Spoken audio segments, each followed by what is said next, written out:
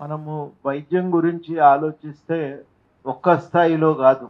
ఇదివరకైతే ఆస్పత్రుల గురించి మాత్రమే ఆలోచించేది. కానీ ఇప్పుడు ఆస్పత్రి, వైద్యము, ఆహారము అనే మూడిటి గురించి కూడా మనం చాలా జాగ్రత్తగా దృష్టి పెట్టవలసి వస్తున్నది. చాలా రకాలుగా ఇంకా కొంతమందైతే మొత్తంగానే ఇకాలజీ మనకున్నటువంటి వాతావరణ సమతుల్యత దెబ్బతినటం కూడా అది ఒక కీలకమైన అంశమేనా. ఈ కోవిడ్ వచ్చినప్పుడు చాలామంది దీనిపైన లోతుగానే వాళ్ళు విశ్లేషణ చేసి వాళ్ళు అన్నదేంది, మనం మన ప్రకృతిలో ఉన్న సహజ సిద్ధమైన సమతుల్యతను దెబ్బతీసి ఉన్నటువంటి వాతావరణ పరిస్థితులను మనం పూర్తిగా నాశనం చేసి ఇవాళ ఈ నాశనం చేసినటువంటి కారణంగా మనం రకరకాలైనటువంటి క్రిమికీటకాదులు పెరిగిపోవటానికి మనమే కారణమవుతున్నాం. చాలాసార్లు హైదరాబాద్ గురించి చెప్తారు. హైదరాబాద్ మీద వాస్తవానికి కొన్ని ఇతర మన దగ్గర ఉన్నటువంటి సమాచారం ఆధారంగానే స్వీడన్ లాంటి దేశాల నుంచి వచ్చి హైదరాబాద్లో వాళ్ళు అధ్యయనం చేసి తేల్చి చెప్పిన విషయం ఏంటంటే, హైదరాబాద్లో ఏ ఆసుపత్రికి పోయినా, ఏ హోటల్కు పోయినా ఇన్ఫెక్షన్ గ్యారంటీగా సోకుతుంది. తప్పనిసరిగా ఇన్ఫెక్షన్ సోకుతుంది, అది అనివార్యము. అట్లాంటి పరిస్థితులు, నీళ్లు కూడా అట్లనే ఉన్నాయి, ఇక్కడ పరిస్థితులు అట్లా ఉన్నాయి. బాగా హైదరాబాదులో ఉన్న ప్రధానమైన సంక్షోభాల్లో అదొకటి. చాలా ఫార్మా క్యాపిటల్ అని మనం గర్వంగా చెప్పుకుంటాం, కానీ ఆ కంపెనీలు వదిలిపెట్టినటువంటి కలుషితమైన జలాలు ఆ భూమిని, వాతావరణాన్ని బాగా పాడు చేస్తున్నాయి. చాలామంది శాస్త్రవేత్తలు ఏమంటారంటే, హైదరాబాద్ మొత్తం ప్రజలకి 3 సార్లు ఇవ్వటానికి కావలసినన్ని యాంటీబయాటిక్స్ మందులు ఈ నీళ్ళల్లో కలిసిపోయినాయి. అంటే మనం ఎక్కడ తవ్వినా, ఎక్కడ నీళ్లు ముట్టుకున్నా, ఎక్కడ గాలి పీల్చినా ఈ రకమైనటువంటి మనకు ప్రభావం అనేది కనబడుతుంది. ఇప్పుడు ఏం చేసిండ్రు, కాలుష్యం తగ్గించటానికి అన్నింటినీ మేమే శుద్ధి చేస్తామని గవర్నమెంట్ బాధ్యత తీసుకున్నది. అట్లా శుద్ధి చేయటం కుదరది, అది కంపెనీ తన బాధ్యతగా తీసుకోవాలి. కానీ కంపెనీలు తీసుకోకుండా ఏం చేస్తున్నాయంటే, ఆ కంపెనీలు గవర్నమెంట్కి అప్పచెప్తే గవర్నమెంట్ వాటిని సరిగ్గా చేయలేక ఏం చేస్తున్నది, అన్నింటినీ మూసీలోకి వదిలిపెడుతుంది. మూసీలోకి వదిలిపెడితే ఆ మూసీ నీళ్లతో పండిన పంటలు, ఆ నీళ్లలో పెరిగిన చేపలు, అక్కడ గడ్డి తిని వచ్చినటువంటి పాలు, ఇవన్నీ మాంసం కానీ ఇవన్నీ మనం తింటున్నాం. దాని నుంచి మన శరీరానికి రకరకాలైనటువంటి రసాయనాలు మన శరీరంలోకి వచ్చి చేరిపోతుంది. ఇట్లాంటి ఆహారం మనం తినటం మొదలుపెట్టినాక, ఇక ఇట్లాంటి వాతావరణం పెరిగినాక ఇక కోవిడ్ లాంటి వైరస్లు రాకపోతే ఏమవుతాయి అనేది. అందుకని మొట్టమొదటగా మనం చేసుకోవలసింది మన వాతావరణాన్ని కాపాడుకోవటం, పరిశుభ్రతను కాపాడుకోవటం. అదేవిధంగా రెండవది చాలా కీలకము, కలుషితమైన ఆహారం లేకుండా చేయటం. ఇవాళ అమెరికాలో ఇది ఒక పెద్ద ఉద్యమంగానే చాలామంది చేస్తూ ఉన్నారు. మీరు చెప్పినట్టుగానే ఈ పాలు చాలామందికి అక్కడ పిల్లలకి దగ్గు దమ్ము వస్తుంటాయి. చాలామందికి దగ్గు దమ్ముతో పాటు ఈ పాలు తాగితే పడదు, అజీర్తి వస్తుంది. ఇవి ఎందుకు ఇట్లా అవుతున్నాయి అని చాలామంది కనుక్కుంటే, ఆ పాలు ఉత్పత్తి పెంచడానికి వాళ్ళు ఇచ్చేటువంటి ఎంజైమ్స్ ఒక ఇంజెక్షన్ ఇస్తారు. ఆ ఇంజెక్షన్స్ వల్ల, అదేవిధంగా పాలల్లో కలిపేటువంటి రసాయనాల వల్ల పిల్లల ఆరోగ్యాలు దెబ్బతింటున్నాయి. ఇంకా ఈ పాలు తాగితే మన పిల్లలు ఎట్లా ఆరోగ్యంగా ఉంటారనే భయము అక్కడ. అందుకనే అమెరికాలో ప్రతి ఒక్కరు ఆర్గానికే కావాలి, అంటే ఈ మందులు లేనటువంటి వస్తువులు కావాలి. మీరు షాప్లో పోతే ఖచ్చితంగా రాసి ఉంటాయి, ఇది మందులతో పండించినవి వేరే ఉంటాయి షెల్ఫ్లో, మందులు లేకుండా పండించిన ఆర్గానిక్ వస్తువులు వేరే షెల్ఫ్లో పెడతారు. ఓ 10 రూపాయలు ఎక్కువైనా మంచిదే, కానీ మందులు లేనివి తెచ్చుకుందాం, పిల్లలు ఆరోగ్యంగా ఎదుగుతారని చెప్పి అట్లాంటి వాటిని తెచ్చుకుంటూ ఉంటారు. అంటే ఉత్పత్తిని పెంచాలి, లాభం సంపాదించాలి అని ఒక కార్పొరేట్ ప్రపంచంలోకి వ్యవసాయం అనేది వెళ్ళిపోయింది. మునుపు ఊళ్ళో కోడి పెంచుకుంటే 4 పిల్లలు ఎక్కువ పెట్టి కోళ్ళు పెరిగితే మార్కెట్కి పోయి అమ్ముకొని వచ్చుకునేది, మనం తెచ్చుకునేది. కానీ ఇప్పుడు అట్లా కాదు కదా, వాళ్ళు ఫారమ్స్లో పెంచుతున్నారు. వెనకడికి రైతులు ఫామ్లు పెట్టుకొని పెంచుకున్నారు, కానీ ఇప్పుడు అట్లా కాదు, అవి కూడా కంపెనీలు పెంచుతున్నాయి. అవేవో కంపెనీలు వస్తాయి కదా, కోడి అమ్ముతలేడు, కంపెనీ పేరు పెట్టి కోడి అని అంటాడు, సుగుణ చికెన్ అంటాడు. సుగుణ చికెన్ అంటే వాళ్ళ కంపెనీలో తయారైనట్టే, మనం అది కొంటున్నట్టుగానే సుగుణ చికెన్ అంటాడు. అంటే ఇవన్నీ వచ్చిన తర్వాత ఏమవుతుందంటే ఉత్పత్తి పెరగాలి, లాభం ఎక్కువ రావాలంటే ఏం చేయాలి? కోడి 6 నెలలకు పెరిగేటువంటి దాన్ని 2 నెలలకే పెరిగితే బాగుండును. 2 నెలలకు పెరగటానికి కావలసిన ఇంజక్షన్లు మేతలు వేసినాక ఏమవుతుంది? అది ఉబ్బుతుంది. అది 2 నెలలకే పెద్దగా అవుతుంది. మనం తింటాం, దాన్ని తిన్నాక ఏం ప్రభావం మన శరీరం మీద పడుతుందో మనం ఆలోచించాం. ఆ క్షణానికి అది కమ్మగుంది కదా అనేదే జిహ్వ చాపల్యం అంటాం కదా. కాబట్టి అట్లా మనం తింటున్నాం. అట్లాగే రకరకాలైనటువంటి రసాయనాలు వాడటం, పండ్లు పండటానికి వాడేటువంటి రసాయనాల గురించి చాలామంది పత్రికల్లో రాస్తూనే ఉన్నారు. కానీ తప్పదు, తినాలనిపించి మనం తెచ్చుకుంటాం, అవి తింటుంటాం. ఆ రసాయనాలు మన శరీరంలోకి ప్రవేశించి ఏం చేస్తున్నాయి అనేది ఒక కీలకమైన అంశం. అంటే ఎప్పుడైతే వ్యవసాయము కార్పొరేట్ చేతుల్లోకి పోయి లాభార్జన ప్రధానమైపోయి ఆ కంపెనీల జోక్యం పెరిగిన తర్వాత దాని స్వభావం అనేది మారిపోయింది. పాతకాలం మాదిరిగా ఇంట్లో మనం పండించుకున్నట్టు పండవు అవి. ఇవాళ రసాయనాలు వేసి ఎక్కువ పంట తెచ్చి ఎక్కువ దిగుబడితో ఎక్కువ లాభం సంపాదించటమే ప్రధానమైన అంశంగా ఉంటుంది. ఇందులో ఎప్పుడైతే కార్పొరేట్ కంపెనీలు ప్రవేశించినాయో అప్పుడు మనిషి ఆరోగ్యం కన్నా తమ లాభం అనేది చాలా ప్రధానమైపోయింది అని WTO ఒప్పందం జరిగినప్పుడు ఈ చర్చలు చాలా విస్తృతంగా అప్పుడు నడిచినాయి మన దగ్గర. కాంట్రాక్ట్ వ్యవసాయం వస్తే వచ్చే ఈ నష్టాల గురించి చాలా చర్చ జరిగింది అప్పుడు. కాబట్టి మనకు మొదటి సమస్య మనం ఏం తింటున్నాం అనేది. ఇంతకాలం రైతు ఏం పండిస్తున్నాడు, ఏం పోతున్నది మనకు అనవసరం, సావుకారు ఎంత కమ్ముతున్నాడు అనేది ముఖ్యమైన అంశం అని చెప్పి మనం అనుకున్నాం. కానీ ఇప్పుడు తినేది మన ఆరోగ్యానికి మంచి చేస్తుందా లేదా అనేది రెండవది చాలా కీలకమైనటువంటి అంశం. ఇది ఒక భాగం అయితే రెండవ భాగము ఆహారపు అలవాట్లు కూడా బాగా మారిపోయింది. మొన్న నేను ఒక డాక్టర్ దగ్గరికి పోతే, నువ్వు ఏం మందులు వాడకు సార్, నీ తిండి మార్చు అన్నాడు. ఈ మధ్యన చాలా మంది డాక్టర్లు ఈ మాట అంటున్నారు, ముందు మీ ఆహారపు అలవాటు మార్చండి. ఈ ఆహారపు అలవాట్లు మారిస్తే మీ ఆరోగ్యం చాలా వరకు బాగుపడుతుంది. మీరు ఈ మందులన్నీ ఆపండి. ఆ మందులు ఒక విషచక్రంలోకి తిప్పుతాయి. ఆ మందు వాడిన కొద్దీ నీకు ఆరోగ్యంగా అనిపిస్తుంటుంది, అవి వాడకపోతే రోగం ముదిరినట్టు అనిపిస్తుంది. దానికోసం వాళ్ళు కొలతలు చెప్తారు, షుగర్ గింతుంటే షుగర్ ఉన్నట్టే లెక్క, ఇది ఇంత దాడితే గుండె నాశనం అయిపోతుంది, నువ్వు జాగ్రత్త పడు, నీకు ఉన్న కిడ్నీలు మిగిలయి ఇక ప్రతి ఒక్కటి నాశనం అయిపోతుంది అని అనేసరికి మనం భయానికి మందులు వేసుకుంటాం. ఆ మందులు వేసుకున్న కొద్దీ అది పెరుగుతూనే ఉంటుంది, కానీ ఎన్నడూ కూడా తగ్గదు. అలా వడ్డాక ఇక నువ్వు బయటికి రావిగా. ఆ మందులు ఇవాళ 10 గ్రాములు వేసుకుంటే రేపు 20 గ్రాములు, 1000 గ్రాములు, 2000 గ్రాములు, ఆఖరికి ఇంజక్షన్ దాకా పోవాల్సిందే తప్ప మనకి ఇంకొక మార్గం అనేది లేదు.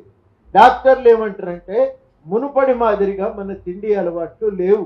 మునుపు పొద్దున్న లేస్తే అంబలి తాగినాం, గట్క తిన్నాం, పని చేసినాం, దానికి తగ్గట్టుగా పని చేసినాం, తిని జీర్ణించుకోవటం ఆ రోజుల్లో మనకున్నది. ఇవాళ మనకు ఇంట్లోకెళ్ళి బయటికి అడుగు పెడితే బండి ఎక్కుతున్నాం, బండి దిగితే మళ్ళీ నడిచే పనే లేదు, కూర్చుంటాం. నేను అప్పుడప్పుడు కౌన్సిల్ మీటింగ్కు పోతుంటా కదా, పోయినప్పుడు చూస్తా, ఆడ పోతే ఏముంటే తింటాం, ఆడ కూర్చుంటాం, మళ్ళీ తింటాం, మళ్ళీ కూర్చుంటాం, మళ్ళీ తింటాం, మళ్ళీ కూర్చుంటాం.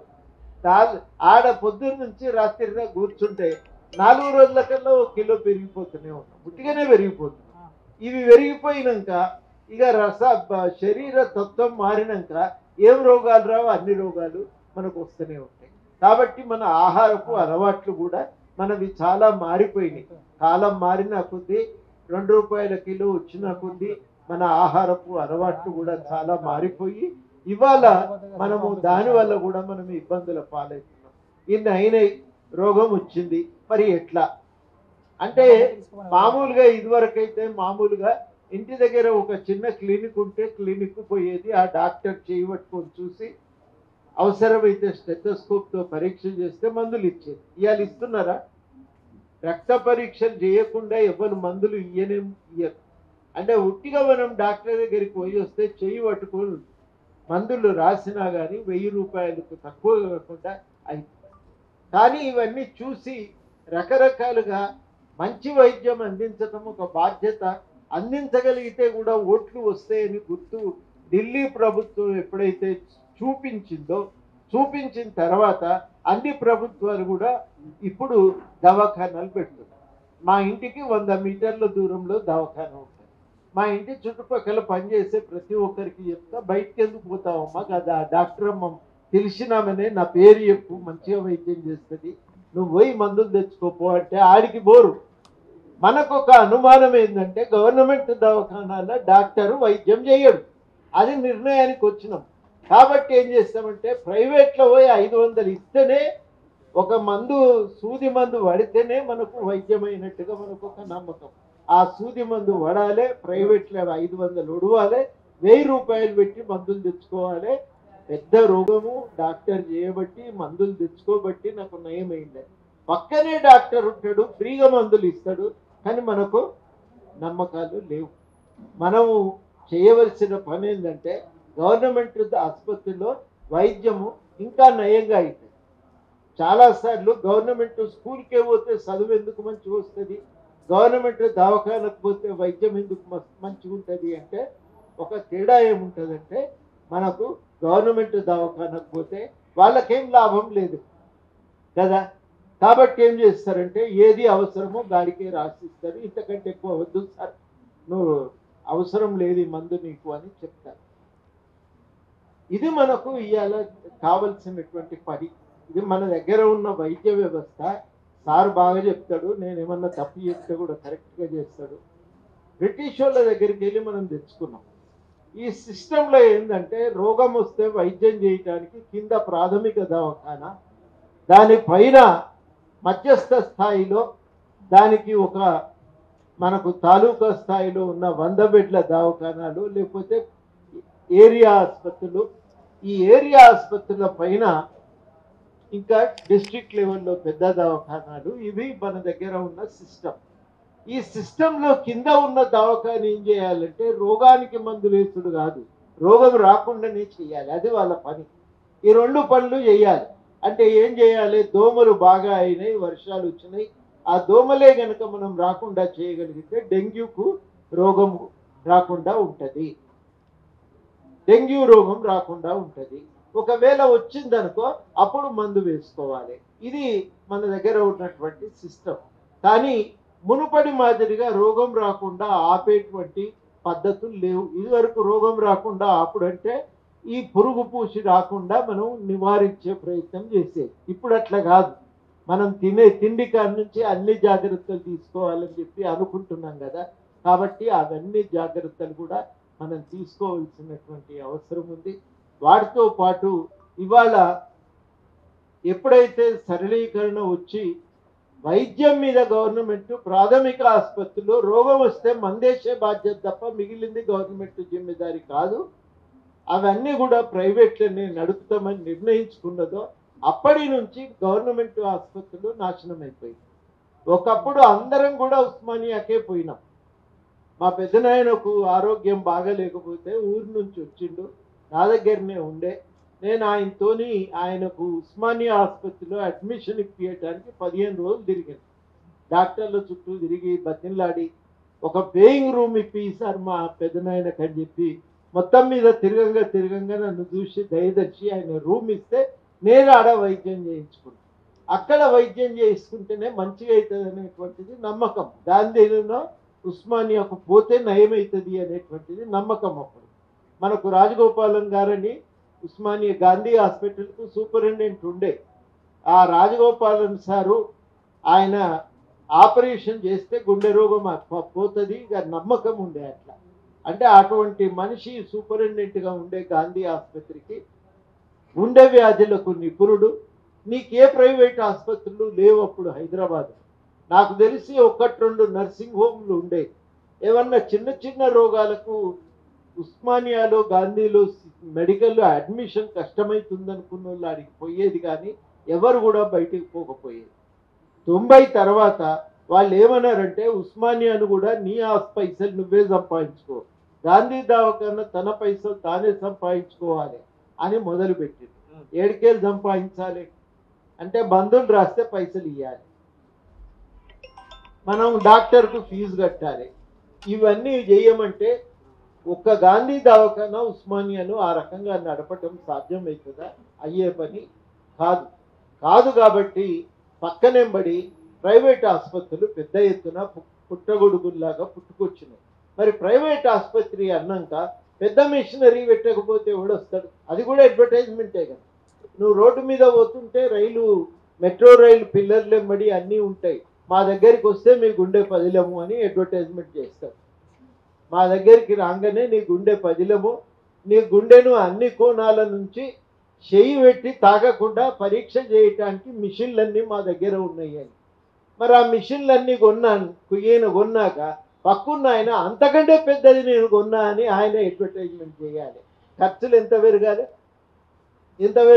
అవసరమా లేదా కాసేపు పక్కన పెట్టు, కానీ ఖర్చులు ఎంత పెరగాలి? పెరిగేసరికి ఏమవుతుందంటే పెట్టుబడి పెరుగుతున్నది. పెరిగినా కొద్ది ఏమవుతుంది, తట్టుకోలేకపోతున్నారు. దానికి తగ్గట్టుగా రావాలంటే వసూళ్లు చేయాలి, పరీక్షలు రాయాలి. ఇవన్నింటి నడుమకెళ్ళి బయటపడాలంటే ఇంకొక మార్గం ఏముందంటే, ఇంతకుముందు గోవర్ధన్ చెప్పినట్టు ప్రైవేటు కంపెనీలకు అమ్మేయాలి. ఇలా హైదరాబాద్లో ఉన్న ఏ కంపెనీ కూడా హైదరాబాద్ ఆ డాక్టర్లు నడుపుతున్న కంపెనీలు కావు. నాకు తెలిసి ఒక యశోద తప్ప అన్ని కంపెనీలు కూడా ఇంటర్నేషనల్ సంస్థలు కొనుక్కున్నాయి. వాటి అంటే పెట్టుబడి వాళ్ళ చేతుల్లో ఉంది. వెంచర్ క్యాపిటలిస్టులని ఉంటారు. వాళ్ళు పైసలు పోగేసి అవి కావలసినోనికి మన దగ్గర కదా నువ్వు 100 రూపాయలు ఇస్తాడు, సాయంత్రం కల్లా నువ్వు 70 రూపాయలు తీసుకొని సాయంత్రం కల్లా 100 రూపాయలు కట్టాలి. అవి అట్లాంటి కంపెనీలు. ఆ కంపెనీలు ఇంట్లో పెట్టుబడి పెట్టినాయి. ఎందుకంటే ఈ మిషన్లు కొనాలి, ఇవన్నీ అందరితో అయ్యే పరీక్ష కాదు. మా దవాఖానాకు వస్తే 10 నిమిషాల్లో రక్త పరీక్షలు 100 రకాల పరీక్షలు మిషనే చేస్తుంది. ఇవన్నీ పోటీలో వచ్చిన తర్వాత అప్పుడు ప్రభుత్వ ఆసుపత్రులు పేలవంగా మా కళ్ళ ముందు జరిగిన పరిణామం ఇది. నేను మా పెద్దనాయన కోసము 83-84లో ఆసుపత్రిలో అడ్మిషన్ కోసం తిరిగిన అనుభవం నాదే. ప్రైవేట్ ఆసుపత్రుల్లో ఫీజు తగ్గియమని పైరవీకి వస్తే వాళ్ళ కోసం ఫోన్లు చేసిన అనుభవం కూడా నాదే. ఈ రెండు కూడా నేను చూసిన. అందులో పోయిన తర్వాత ఏమవుతుంది అనేది 90లో చాలా అధ్యయనాలు జరిగినాయి. అందరు కూడా తేల్చి చెప్పింది ఏంటి, బాగా యాక్సిడెంట్ కేసుల్లో, వైరస్లు సోకిన కేసుల్లో ప్రైవేట్ ఆసుపత్రులు వైద్యం చేయలేవు, గవర్నమెంట్ ఆసుపత్రి ఉండవలసిందే.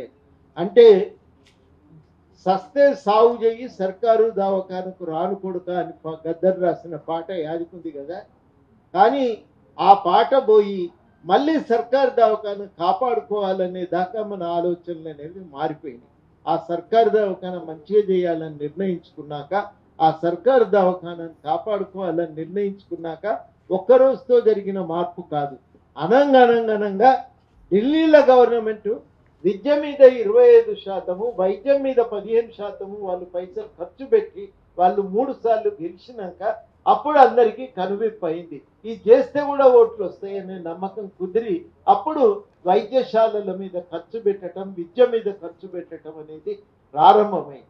అంటే ఇటు తిరిగి మళ్ళా తొవ్వ మార్చి రివర్స్ గేర్ల మళ్ళీ వెనుకకు రావడానికి ఎంత సమయం పట్టింది? 96కి వెళ్ళి మొదలు పెడితే 2024 అంటే దాదాపు మనకు 35 సంవత్సరాలు పట్టింది. ఈ 35 సంవత్సరాల్లో ప్రభుత్వ వైద్యం అనేది కుప్పగూలిపోయింది. ఇవాళ మెల్లమెల్లగా బస్తీ దవాఖానాలు వస్తున్నాయి, ఉస్మానియా గాంధీ పెట్టుబడులు పెరుగుతున్నాయి, ఆ స్థాయి దవాఖానాల సంఖ్య పెరుగుతున్నది. ఇవన్నీ కూడా ఒక మార్పు మన కళ్ళ ముందే ఒకటి ప్రారంభమైంది. మనకి ఇవాళ చేయవలసింది ఏంటంటే ఆడికి పోతే వైద్యం అవుతుంది అనేటువంటి నమ్మకం. వాడ సమస్య ఏంది? ఆడ సమస్య ఏంటంటే నిమ్స్ దవాఖానకు 3000 మంది రోజు పోతే ఏం చేస్తారు? డాక్టర్లు కావాలి కదా, దానికి తగినటువంటి మిషన్లు వాళ్ళకు కూడా కావాలి కదా, దానికి కావలసిన పైసలు కూడా రావాలి కదా. ఆ పైసలు ఇయ్యలేదు.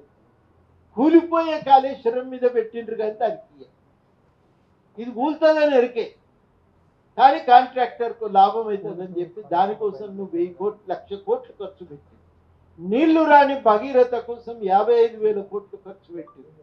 ఆ పైసలే ఖర్చు పెడితే హైదరాబాద్ తెలంగాణలో ఉన్న స్కూళ్ళు దవాఖానాలన్నీ బాగుపడేవి. కానీ నెత్తి నోరు కొట్టుకొని మొత్తుకున్నాం, ప్రతి దగ్గర పోయి మీటింగ్ పెట్టినాం, పుస్తకాలు రాసి ఇచ్చినాం, కరపత్రాలు రాసి ఇచ్చినాం. ఎవరు అడిగిన వాళ్ళు లేడు, పట్టించుకున్న వాళ్ళు లేడు. ఇవాళ మెల్లమెల్లగా మనకు అర్థమవుతుంది. ఆడికి పోయి ఆ బిల్లు కట్టినాక చూసేసరికి గుండెకు సగం అందదు వచ్చేటోళ్ళు, వైద్యం అందక సచ్చేటోళ్ళు కొందరైతే, బిల్లు చూసి వచ్చేటోళ్ళు కొందరు. మొత్తానికైతే సావే కానీ ఇంకొకటి అయితే లేదు. బతికొచ్చినోడు అప్పుల పాలైపోయి అవి ఎట్లా కట్టాలని వానికి అదో పరేషాన్. ఎటు తిరిగి రోగమే కానీ నయం అయ్యి వచ్చేదైతే లేదు అనేది అర్థమైనాక ఇప్పుడు మనం అంటున్నాం ఏం చేద్దాం అనేది ఇప్పుడు మనకు ఇవాళ ఆలోచన ప్రతి ఒక్కరికి పడ్డది. మంచి పని ఏం జరిగిందంటే PYL, POW ఈ విషయం సీరియస్గా తీసుకొని అధ్యయనం చేసి చర్చ చేస్తున్నారు. ఇది వారికి చేసే ఒక సూచన ఏంటంటే సరళీకరణ మొదలైన కాడి నుంచి అధ్యయనాలు జరిగింది. ఈ అధ్యయనాలన్నింటినీ మీరు దృష్టిలో పెట్టుకొని మీరు దీనిపైన ఉన్నటువంటి వాటిని మెల్లమెల్లగా తెలుగులో పుస్తకాలుగా తేగలిగితే ఈ చర్చకు ఇంకా ఉపయోగకరంగా ఉంటుంది అని ప్రతి డాక్టర్ చెప్తున్నాడు. నిజంగా నాకు ఒక డాక్టరు హాస్పిటల్ పేరు ఎందుకు కానీ నేను మళ్ళా పోయినా, నాకు కూడా షుగర్ ఉన్నది, ఈ ట్యాబ్లెట్లు వాడి నాకు కూడా తంగ అయిపోయి నేను ఏం చేయాలి అని అడగడానికి పోతే ఆ డాక్టర్ ఏమన్నా అంటే ఇవన్నీ ముందు బయట వారి తిండి మార్చుకోమని చెప్తుంది. ఆయన 30 ఏళ్ళు గుండెలు కోసి ఏమంటుండంటే నేను చేసేది కరెక్ట్ కాదు, ఇట్లా చేసేది లేకుంటే అనే మాట ఇవాళ ఆయన కూడా చెప్తున్నారు. అంటే డాక్టర్ల ఆలోచన మారుతుంది, మన ఆలోచన మారుతున్నది. ఒక కొత్త చర్చ జరగవలసిన అవసరం ఉంది. ఇవాళ మనం ఏం అడగాలి? నంబర్ 1 ఏం అడగాలంటే ప్రభుత్వము విద్య మీద వైద్యం మీద ఖర్చు పెంచాలి. ఇది మన అందరం కూడా ఆలోచించాలి. విద్యకు అందరం కూడా ఒక నిర్ణయానికి ఏమొచ్చినామంటే 15% చేయాలి. ఒక రోజుతో అవుతుందని కాదు, కానీ అడుగుతుంటే కనీసం ఇవాళ కాకపోతే రేపో ఎల్లుండో 15% చేస్తాం. మరి విపరీతంగా అప్పులు చేసింది. ఇవాళనేమో రాష్ట్రము ఇబ్బందుల పాలైపోతున్నది. ఈ అప్పులకు మిత్తి కట్టడానికే వచ్చిన నెల ఆదాయంలో సగం ఆదాయం మిత్తికే పోతున్నాయి. సగం ఆదాయం మిత్తికి పోతే ఆ పైసలే మిగిలితే ఇవన్నీ అయ్యేటివి. వాస్తవానికి ఈ సగం ఆదాయం అంతా కూడా మిత్తికి పోయేసరికి రాష్ట్రానికి ఉండే ఇబ్బంది రాష్ట్రానికి. ఇవాళ మనం అడగవలసింది ఏంటంటే భారీ ప్రణాళికలతో అంచనాలు లేకుండా, నిపుణుల సలహాలు లేకుండా అడ్డగోలుగా మీరు నిర్మాణాలు చేసి రాష్ట్రాన్ని నష్టాల పాలు చేసి అయ్యగారికి ఎంత వస్తే అంతే నిర్ణయం చేసింది. ఇది అవసరమా లేదా అని ఎవరు నిర్ణయం చేయాలి? ఈ బ్రిడ్జి ఈడ కడితే నిడుస్తుందా లేదా అని ఎవరు నిర్ణయం చేయాలి? ఇంజనీర్లు నిర్ణయం చేయాలి. ఇంజనీర్లు పక్కన పెట్టి నువ్వే నిర్ణయం చేస్తే ఏమైంది? అది కూలి. ఇవాళ ఏమంటుండే ఒక్క పిల్లర్ కూలిందే తీసి పారేస్తే కాదా? ఈ బిల్డింగ్లో పిల్లర్ కూలిన ఇంకా బిల్డింగ్ ఉంటుందా? కానీ ఈ మాత్రం కూడా మనకి ఆలోచన రాదు అని వాళ్ళు ఇష్టానుసారంగా ఒక ప్రచారం చేయటం, ఇవన్నీ కూడా మనం చూస్తున్నాం. అందుకని చాలా కీలకంగా ఏంటంటే ప్రభుత్వ పైసలు జాగ్రత్తగా ఖర్చు చేయాలి. మనకు ఇవాళ విపరీతమైన ఆర్థిక భారంగా మారుతున్నాయి కాబట్టి విద్య మీద వైద్యం మీద ఖర్చు పెంచాలి. ఇది మనం మొట్టమొదట అడగవలసిన అవసరం ఉంది.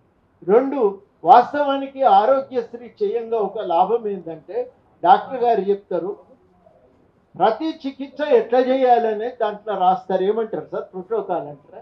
ప్రతి దానికి ప్రోటోకాల్ అంటారు. ప్రోటోకాల్ అంటే మినిస్టర్ల ప్రోటోకాల్ కాదు. ఇక్కడ ప్రోటోకాల్ అంటే నువ్వు ఒక పేషెంట్ వస్తే డెంగ్యూ జ్వరంతో ట్రీట్మెంట్ ఇవ్వాలి, ఎట్లా ఇవ్వాలి అనేది అంతర్జాతీయంగా నిపుణులందరూ కూర్చొని ఒక నిర్ణయం చేసింది. నువ్వు గింత జరిగితే తప్ప, గిట్లుంటే తప్ప రక్తం ఎక్కించొద్దు, అవసరం లేదు, ఇది వైద్యం చేయి, గిట్ల చేయి అని వాళ్ళందరూ కూడా రాసి పెట్టారు కాగితాల మీద. ఆ పద్ధతి ప్రకారము ట్రీట్మెంట్ చేయటానికి ఆరోగ్యశ్రీ అనేది అది ఉపయోగపడుతున్నది. ఒక నియంత్రణ లాగా అది పనిచేస్తూ ఉన్నది. కాబట్టి ఆరోగ్యశ్రీ అనేది ఉన్నది, ఖచ్చితంగా అమలు చేయాలి. ఆసుపత్రుల ఫీజుల మీద కూడా ఒక నియంత్రణకు కమిటీ వేయాలి. ఫీజుల నియంత్రణ కోసం ఆ కమిటీ అనేది సమర్థవంతంగా పనిచేయాలి. అన్నిటికంటే మించి పోషకాహార విలువల మీద ప్రభుత్వం అధ్యయనాలు చేస్తున్నది. మన దగ్గర ఎన్ఐఎన్ అదే పని చేస్తున్నది. ఆ డాక్టర్లు చేసినటువంటి దాని మీద అధ్యయనాలను బయట ప్రచారంలో పెట్టండి. విపరీతమైనటువంటి మందుల వాడకాన్ని మనం నిరోధించుకోవాలి. వాతావరణ కాలుష్యాన్ని అరికట్టాలి. ఒక రకంగా చెప్పాలంటే చుట్టూ ప్రపంచం బాగుంటే మనం బాగుంటాం. ఇన్ని రోజులు ఏమనుకుంటున్నామంటే దునియా ఎటు పోతే నాకేం పోతుంది, నాకు వండిందా లాభం వచ్చిందా లేదా అన్నది ఒకటే లెక్క అనుకున్నాం. ఇప్పుడు అట్లా కాదు. అవసరమైతే గవర్నమెంటే కొనుగోలు దగ్గర 4 పైసలు ఎక్కువ ఇచ్చి కొనుగోలు చేసి మనకు కావలసిన తిండి అందజేయడానికి పూనుకోవాలి. కానీ మొత్తం మీదనైతే ఆరోగ్యకరమైనటువంటి రీతిలో మన దగ్గర వ్యవసాయం అనేది సాగాలి, పంటలు పండాలి, అట్లాంటివే మనకు అందాలి. ఇంతకుముందు చెప్పినట్టు నిజంగానే విజయ డైరీలో పైసలు పాలు మందులు కలుపుతాం. నిన్న ఒక ఆయన మేము ఆడ కౌన్సిల్లో చర్చ చేస్తున్నాం. జీవన్ రెడ్డి గారు ఉన్నారు. అరే మన దగ్గర 40 రూపాయలు ఇస్తే కూడా మాకేం మిగులుతలేవు ఈ పాలకి, వాడు 35 రూపాయలకే కొనుక్కొస్తున్నాడు, ఏదో మందులు కలుపుతున్నాడా, లేకపోతే ఎట్టుకొస్తుంది వారికి లాభం? ఏదో కలుపుతున్నాడు, తెచ్చి మొత్తానికైతే మన దగ్గర అమ్ముతున్నాడు. చంద్రబాబు నాయుడు గారు ఉన్నప్పుడు ఏంటంటే ఈ పాలమ్మే పని మాకెందుకు అని. వాస్తవానికి చాలా కీలకం. అప్పుడు తెలంగాణ ఉద్యమం అప్పుడు ఏం చెప్పినామంటే ఆంధ్రాలో ఉన్న ధనిక రైతుకు పాల వ్యాపారం చేసుకోవాల్సి వచ్చినప్పుడు ప్రభుత్వం పాల్గొన్నది. ఆయన బలిసి పెట్టుబడి సంపాదించుకున్నాక నేనే వ్యాపారం చేసుకుంటే నీ దుకాణం బంద్ చేయని గవర్నమెంట్ మీద ఒత్తిడి పెట్టి, ఇవాళ చిన్న వ్యాపారికి ఈ కంపెనీ మిగిలితే అది వ్యాపారం చేస్తే మనకు లాభం ఉంటుంది, కంపెనీకి లాభం అవుతుంది, మనకు మంచి పాలు దొరుకుతుంది. కాబట్టి విజయ డైరీ బాగుపడాలి అనేది ఇవాళ మన అందరి డిమాండ్గా కూడా మన దగ్గర మనం బలంగా ముందుకు తీసుకొని రావాల్సిన అవసరం ఉంది. పబ్లిక్ రంగ సంస్థలు ఎందుకు అవసరం అంటే ఇప్పుడు అర్థమవుతున్నది మనకు ఒకటొకటి. గవర్నమెంట్ స్కూలే ఉంటే లాభం ఏంటి అంటే, గవర్నమెంట్ స్కూల్లో ఉట్టి మార్కుల కోసమే చదువు చెప్పడు. పిల్లగాడు ఆరోగ్యంగా ఎదగటానికి ఏమేమి అవసరమో అవన్నీ చెప్తాడు. గవర్నమెంట్ దవాఖాన ఉంటే లాభం ఏంటంటే మందుల కోసం కాకుండా, పైసల కోసం కాకుండా, పేషెంట్కి ఏది అవసరమో, ప్రజలకు ఏది ఉపయోగమో అదే జరుగుతుంది. అందుకని అట్లాంటి దవాఖాన ఉండటం అనేది చాలా చాలా అవసరం. ఇవన్నీ కూడా మనం ఇవాళ ఆలోచించాలి, ప్రచారం చేయాలి. ఇవన్నీ కూడా మనం బాధ్యత సగం మన మీద కూడా ఉన్నాయి. నేను చాలా మందికి చెప్తాను, గోవాయగా నిమ్స్కు నేను ఎవరితో మాట్లాడతా కానీ అని అంటే వినరు. గాంధీ దవాఖాన పోనాయన నేను డాక్టర్కి అవసరమైతే నేను వచ్చి చెప్తా అంటే కూడా నమ్మరు. అది ఏదన్నా ప్రైవేట్లో పోవాలి చెప్తారు చాలామంది. బలవంతంగా తీసుకుపోయి జాయిన్ చేయిస్తే మా మిత్రుడు ఒక ఆయన చెప్తున్నాడు, సాయంత్రం కల్లా అందులోకి వెళ్ళిపోయి ఇంకో ప్రైవేట్ దవాఖానాలు చేరండి సార్, ఏం చేస్తామో. మనకు నమ్మకం తగ్గుతున్నది. మనం పోవాలి. ప్రతి పొసంటోని ఎంట పెట్టుకొని పోయి గట్టిగా అడిగితే వైద్యం చేయడా? చేస్తారు కదా, ఎట్లాగూ చేస్తారు. కాబట్టి ఇవన్నీ కూడా మనం ఆలోచించుకొని మనం సంఘాలుగానైనా అవసరమైతే ఆసుపత్రులకు వెళ్ళి మనం అడగాలి. ఇప్పుడు 3000 మంది పేషెంట్లు వస్తే ఉన్న డాక్టర్లు 500 మంది ఉంటే ఏం వైద్యం చేస్తారు? మనకు కావాల్సింది ఏంటంటే ఆ డాక్టర్లు వైద్యం చేయాలంటే డాక్టర్ల సంఖ్య పెరగాలి, ఆడ చూసేటోళ్ళ సంఖ్య పెరగాలి, చూడటానికి పరికరాలు కూడా పెరగాలి. ఇస్రాయల్ అంటాం కదా, అవన్నీ పెరగాలి. అది మనం ఇవాళ అడగవలసినటువంటి అవసరం ఉంది. ఆ పని కూడా మనం ఇవాళ సీరియస్గా చేయాలి. ఆ ఉస్మానియా కూడా మేము పోయి చూసినాం. రోజు వచ్చే డాక్టర్ల ఒత్తిడికి తట్టుకొని వాళ్ళు ఎట్లా వైద్యం చేస్తున్నారని మాకే కళ్ళు తిరిగిపోయింది. కోవిడ్ అప్పుడు మేము ఆల్ పార్టీ డెలిగేషన్ అన్ని దవాఖానాలు తిరిగితే మాకు అర్థమైంది ఏంటంటే గవర్నమెంట్ ఆసుపత్రులు చేయబట్టి కోవిడ్ నుంచి మనం తట్టుకొని బతికినాం. ఎవరు ప్రైవేటుకు పోయినరో కోట్ల రూపాయలు ఖర్చు పెట్టుకొని నాశనం అయిపోయి, ప్రైవేట్ గవర్నమెంట్కు పోయిన దగ్గర తట్టుకోగలిగింది. మేము చాలామంది డాక్టర్లను ఛాలెంజ్ చేసినాం, వైద్యం మీరు చేస్తారా? ఛాలెంజ్ చేస్తున్నాం సార్, మీరు బతకకపోతే నన్ను అడుగుండ్రి అని వాళ్ళు చెప్పారు. అంటే ఇట్లా మనకు డాక్టర్లు సౌకర్యం ఉంది, అనుభవం ఉంది, చదువు ఉన్నది. అట్లాంటి వాళ్ళను మనం ఎందుకు నమ్మకుండా దూరం ఉండవలసిన అవసరం లేదు. సౌకర్యాలు లేక ఇబ్బంది అయింది. ఆ సౌకర్యాలు పెంచమని మనం గట్టిగా అడగవలసినటువంటి అవసరం ఉంది. ప్రైవేటు ఆసుపత్రుల కట్టడికి ఒక మార్గము ఫీజు నియంత్రణ కావాలి ఆసుపత్రుల మీద. రెండవ మార్గం చాలా కీలకమైనటువంటిది, గవర్నమెంట్ ఆసుపత్రులు బలపడాలి. అన్నిటికంటే ముఖ్యం ముందు మనకు నమ్మకం పెరగాలి. మనకు నమ్మకం పెరగాలి. ఎన్ని చేస్తే ఏం లాభం ఉన్నది? నమ్మకం లేకపోతే గద్దరు పాటలు జరిగినట్టు రాసినట్టు సస్తే నాకు సాగు చేయనంటే ఏం లాభం లేదు. కానీ సర్కారు దవాఖానకు రాను అనుకుంటే కష్టం. అట్లా కాదు. ఆ రోజు రాసిన పరిస్థితి వేరు. సౌకర్యాలు పెరగాలని రాసిండు గద్దరు, దాన్ని నాశనం చేయాలని రాయలే. సౌకర్యాలు పెరగాలనే ఆలోచనతో, అవి పాడైపోతున్నాయనే ఉద్దేశంతో రాసినటువంటి పాట. కానీ ఇవన్నీ మనము ఆలోచన చేసి ఒకటొకటి మనం మంచిగా చేసుకోకపోతే మనకు కష్టమవుతుంది. ఇది సమగ్ర దృష్టితో ఆలోచించవలసిన విషయం. ఈయన మామూలు డాక్టర్ కాదు, నా పక్యం అడుగుతున్నాయి. నేను ఏడవైన పైసలు కోట్లు వస్తుండే, కానీ గవర్నమెంట్లదే నిలబడి ఒక పైసా తినకుండా నిజాయితీతో పనిచేసిండు. కాబట్టి ఇట్లాంటి డాక్టర్లు ఉండబట్టి ఇవాళ గవర్నమెంట్ వైద్య వ్యవస్థ బతికింది. కానీ వాళ్లకు నమ్మకం ఉన్నది, మేము చేయగలుగుతామని. మనకు నమ్మకం లేదు, అది సమస్య అవుతున్నది. కాబట్టి ఇవన్నింటి మీద సమగ్రమైన చర్చ, సమగ్రమైనటువంటి ఒక ఉద్యమం. మహిళా సంఘాలు ఇదొక పనిగా కూడా పెట్టుకోవాలి. ఏం తినాలి, ఏం తినకూడదు, ఏం తింటే ఏ ప్రమాదము అనేది కూడా మనం హెచ్చరికలు చేయవలసినటువంటి అవసరం ఉంది. ఇది ప్రతి ఒక్కరం ఒక బాధ్యతగా తీసుకుందాం. ఇది మొదలు పెడితే ఒడవది. చాలా విషయాలు దీని మీద కొంచెం అనుభవంతో తెలుసుకున్నవి ఉన్నాయి. అందుకని నేను మాట్లాడుతూనే ఉన్నా, చాలా సమయం తీసుకున్నా. మీ అందరికీ కృతజ్ఞతలతో సెలవు.